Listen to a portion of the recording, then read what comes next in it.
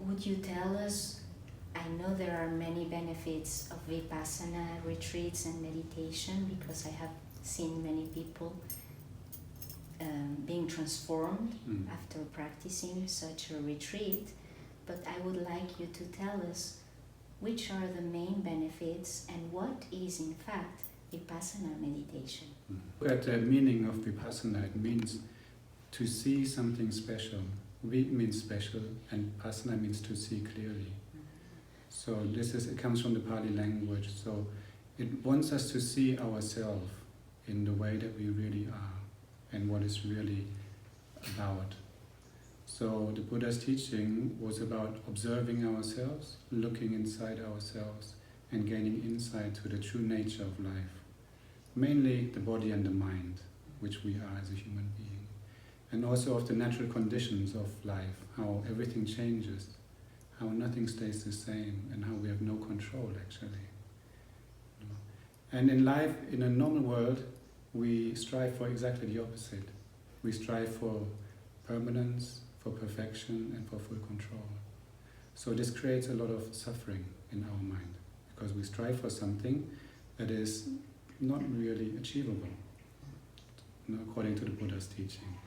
And for me, as everybody who looks into Vipassana, they start to see the reality of life and the true nature of oneself. So Vipassana, we observe ourselves by simply observing our body, our feelings, and our mind, or the objects within our mind. And as we continue in the practice, we start to see different sides of ourselves. The sides that we like, and the sides that we may not like so much, and try to avoid in normal life. And in normal life we have a lot of distraction, especially nowadays in the modern days.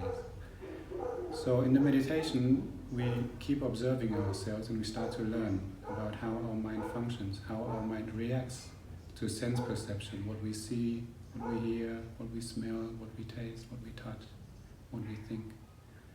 And sometimes we react in a healthy way, we call it a wholesome way, kusala. Sometimes we react in a not so good way.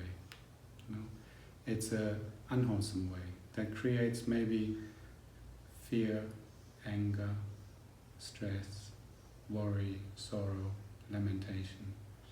And when we start to see these different sides with mindfulness, with awareness, we start to have a choice. We start to understand through common sense that we all have what helps us and what doesn't help us, what is positive, what is negative in a simple language. And as we continue observing, after some time we start to understand also how it happened, why it happened, and what is the result of it. And if it's something that is wholesome to us, that helps us, that heals us, that nourishes us, we usually decide to keep it. And if we find something that is unwholesome, that is negative, that creates suffering, then if we have common sense and see it, then we have a choice of deciding whether we want to continue that way. So, to put it in simple words, the teaching of the Buddha is to purification of the mind. To purify our mind, because an untrained mind is usually driven by desire.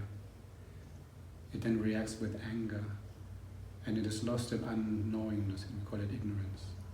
And through the practice, through observing, through Vipassana, we gain insight, and we start to develop more generosity as an opposite to the desire.